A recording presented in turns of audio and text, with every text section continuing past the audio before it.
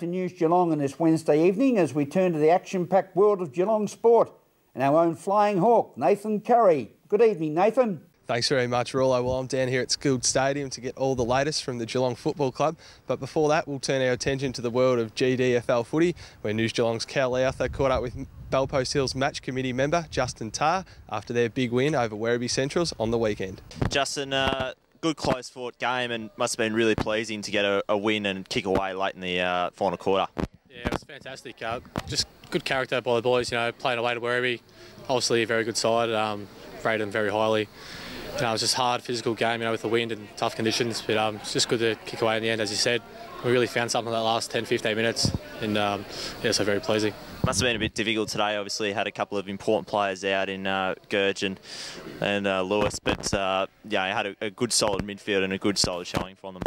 Yeah, that's right. I think our midfield really stood up today, and with those guys out, it's just got some really good depth at the club, and we don't expect guys to go out there and get 30, 35 touches, just play their role every week. The guys that come into the side always do a really good job. So, they're only minor injuries, getting back in 2 or 3 weeks. But, as I said, good signs. Have a couple of their best players out, but still win the game. Yeah, and obviously Matt Jovanovic, obviously doing another great performance. He's definitely in good form.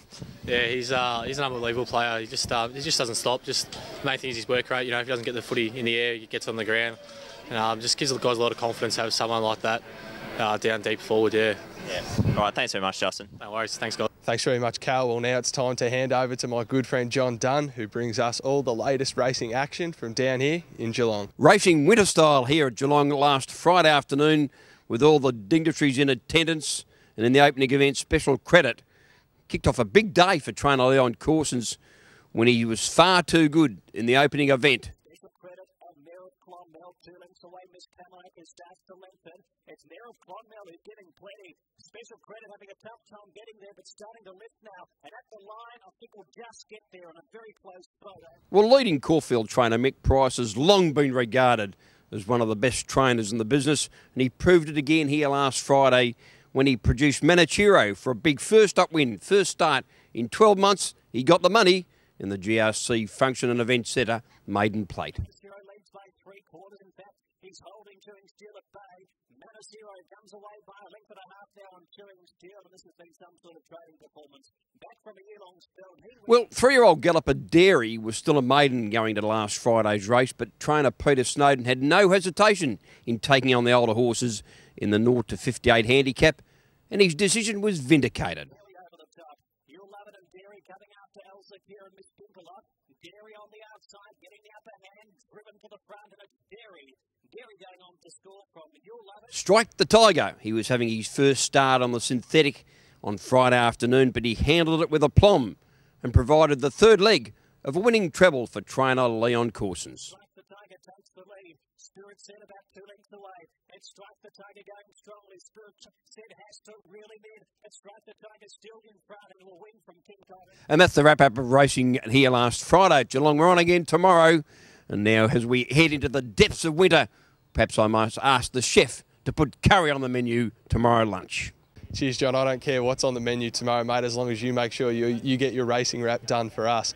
Well, now it's time to catch up with my good mate Chris Scott from the Geelong Football Club to find out all the latest down at the Cattery. Now, Scotty, how's Shannon Burns' progress coming along? Yeah, he's played 2 in the VFL now and has played pretty well. We think he needs a couple more. He missed a lot of the pre-season as well as the early rounds of the season, so he's coming from a long way back, but he's a little bit similar to, say, Cam Mooney in that what happens over the next month or so doesn't really matter too much. What matters is how well he's playing in August coming into the finals. Now, what can you tell us about Cam Mooney? How will you manage his sort of injury? It's pretty fluid with Moons. It sort of depends on how he is, and that's the way we've approached it all year. We definitely have a plan. We feel like, and he feels, he needs some continuity at VFL level. So the likelihood is that he'll play at least a few at VFL level at some stage. We're not sure whether it's going to be this week or in a couple of weeks' time, but again, the plan at the start of the year was to get him in as good a shape as possible for August, September, and that hasn't changed. Now, what about Paul Chapman? Will he play this week? Yeah, we think so. Yeah, our main session's tomorrow, so... but we expect him to be okay, but, it wouldn't be out of the realms of possibility that he doesn't come up, but yeah, we're really hopeful. Yeah, finally, Scotty, Hawthorn's Luke Hodges come out and said he's pretty keen to take on Cameron Ling this week. Will that happen? Yeah, okay, well, we're happy with that as well, so yeah, probably, yeah. Thanks for your time, Scotty. We'll catch up with you on Friday night before Saturday night's big clash against the Hawks. But until then, it's back to you, Rollo. Thank you, Nathan. And by the way, after Saturday night, it will be at the MCG, it will be 11-0 for the Geelong Cats. And now to the latest Geelong weather information for the next 6 days. It's a very good evening to our own sparkling Lani Salathiel. Good evening, Lani. Thank you, Graham. Well, with winter certainly upon us, the colder weather conditions are settling in as we look at what's in store for us over the next week. For tomorrow, Thursday, we'll see a cloudy day with some scattered showers with an expected top of 13. For Friday, we'll see the cloud continue with isolated showers possible in Geelong, a top of 14. To start off the weekend, Saturday will be a cloudy day with a shower or two clearing and a top of 14. And Sunday will continue with the cloudy conditions with isolated showers and an expected top of 14 also.